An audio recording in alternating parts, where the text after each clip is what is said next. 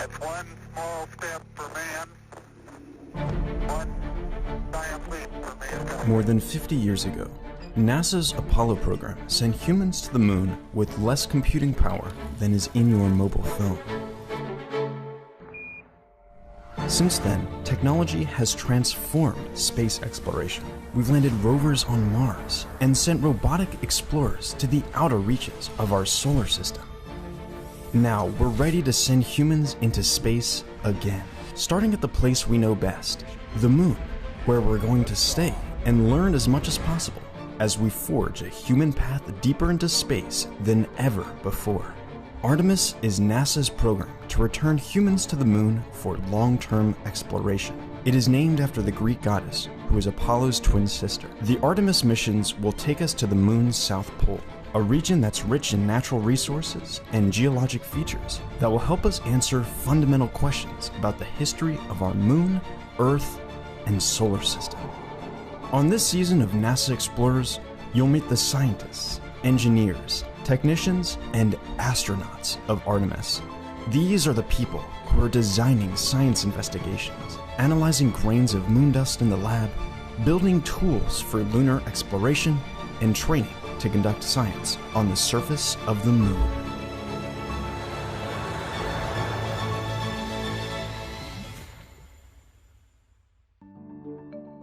Yes, so my job title is now astronaut, NASA astronaut. What first interested me and the first time I kind of said that I wanted to be an astronaut, I was around 9 years old. I was doing an after-school curricular program at Judy Resnick Elementary School, and I think I asked my parents about who she was and what her career path was, and I think that was the first time that it was explained to me that, hey, you could go to space and hang out there as a career option. So I think that was kind of the first time I said, that sounds awesome. That's really what I'd like to do. I had done some kind of summer program type of classes. One thing that sticks out in my head was dissecting a cow eye, and I came home and was just raving about how cool that was, and it was so fun. And I think my parents looked at me kind of funny, but I think that was kind of the beginning of my interest and love in science, and really wanting to dive into research and asking questions. Before becoming an astronaut, Dr. Jessica Watkins worked as a planetary geologist. As a member of the science team behind NASA's Curiosity rover, her work focused on Mars. Now, Jessica is working aboard the International Space Station and is one of the Artemis astronauts and rare human beings who may get to leave their footprints on the moon. In that moment, there is a whole team of hundreds of people that have contributed, probably thousands of people, that have contributed to that reality. And, the kind of the last piece of it is, the human in the loop that's actually executing it. But in reality, it will just be about representing the rest of that team well and doing your job, your one piece of that puzzle well. Dr. Julie Mitchell represents another piece of the Artemis puzzle: sample processing and storage. When Artemis astronauts deliver the next set of moon samples to Earth, they'll need to be stored in a specifically designed facility and preserved for current and future generations. My main title is the Curator of Ices and Organics. All that means is that I'm helping NASA get ready to bring ice samples back from the solar system. So I work in what's called the Astromaterials Acquisition and Curation Office. We just call it the Curation Office for short. So all of the Apollo moon rocks, meteorites, all of our sample return missions from asteroids, from comets, all of those samples come here to Houston, and it's our office's job to take care of those samples and make sure that they're available to the scientific community to study. So I grew up in Louisiana on the bayou. I was down at the water all the time looking for snakes and turtles and looking at different plants that were out there. Nighttime would come around and, I was just looking at the stars. I wanted to know the constellations. I wanted to understand what was going on up there. And neither of my parents went to college. None of my siblings or I had any expectation of going to college either. My older sister, she actually ended up going to college, eventually got her PhD. She just gave me a hard time and just kind of was very persistent with me and saying, look, just apply to one school. Luckily, I got in. And when I got in, that was kind of the switch that flipped, like, oh, okay, I can actually do this.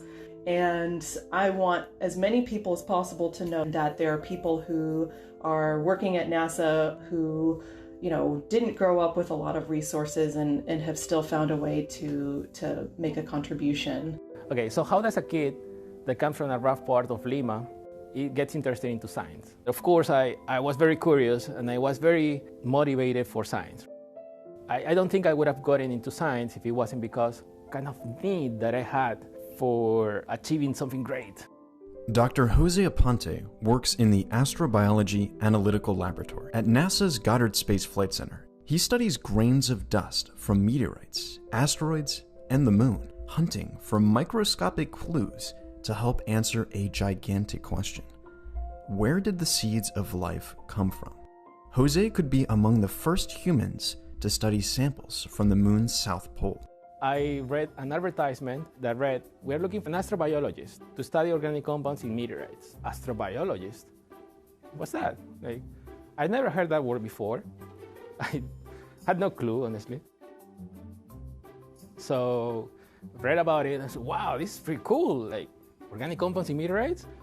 Meteorites? Okay, that sounds exciting. So when I was a kid, I was probably 10 years old. And every day I had to do the dishes at home. And there was this pot, and this pot had a really thick black layer of burnt rice. Something came to mind, and I said, okay, if I want to clean this pot, I'm going to add bleach, because bleach, you know, dissolves tough stains and should help. So I add a couple of cups of bleach. Look at it. Nothing happened, of course. So I said, okay, nothing happened. Such a disappointment. I decided to add a cup of muriatic acid that is used to clean toilets. And then you know what happens? You know, right? Okay, so when you mix bleach and muriatic acid, chlorine gas is released, but in great quantities, a lot of it, really fast, really quick. And so I add the muriatic acid and I see a lot of fumes coming out. So I left the pot there and ran upstairs and tell my grandparents, we gotta leave the house because we're gonna die if we don't. When we came back, the pot was all destroyed. I was like, what happened? That was great, that was crazy. I don't know what it was, but that was cool.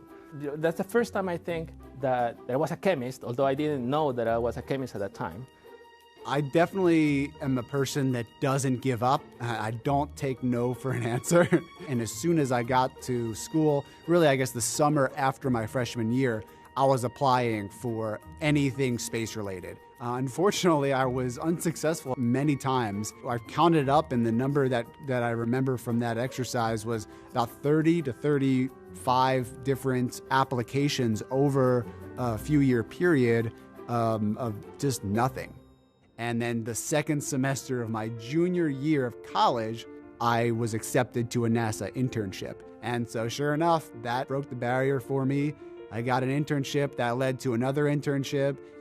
Now I'm here and get to living out my dream. I wear a lot of different hats here at NASA, but my primary role right now is as the Deputy Project Manager for the Artemis geology tools. That means that along with our project manager, I help to lead a team of people who are building moon tools. And so specifically the tools that are going to take samples of the moon and bring them back to Earth so the scientists can study them for generations to come.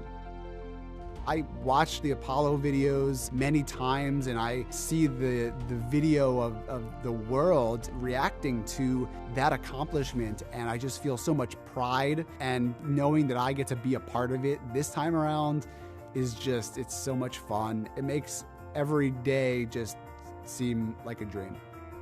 Together, Jessica, Julie, Jose, and Adam are pieces of the Artemis puzzle. Each is a vital component of the team working to accomplish the monumental task of exploring a world beyond Earth. You can't just do this with a geologist, or you couldn't just do this with an engineer. You really need a mix of people to think about these challenges from all the different angles. And we have that team. These are our explorers, the people who will get us to the moon, collect moon rocks, deliver them to Earth safely, and ensure that we can study them for years to come. By the time we get to the moon, we're going to have the best tools. We're going to have the best containers. We're going to have the best crew. And that's because everybody involved really, really cares. And all of that is going to lead us to the very best science we can do. Everybody's hard work ahead of time will make sure that we have these excellent samples and that they're preserved for the long term. Virtually everyone on Earth knows the first words uttered from the surface of the moon. It's one small step for man, one giant leap for mankind. But not many people know that the next words were all about science. Surface is fine and powdery. I can pick it up loosely with my toe. It does adhere in fine layers, like powdered charcoal. On the next episode of NASA Explores Moon Rocks, what mysteries about the origins of our Earth, Moon, and solar system can we unlock from a rock?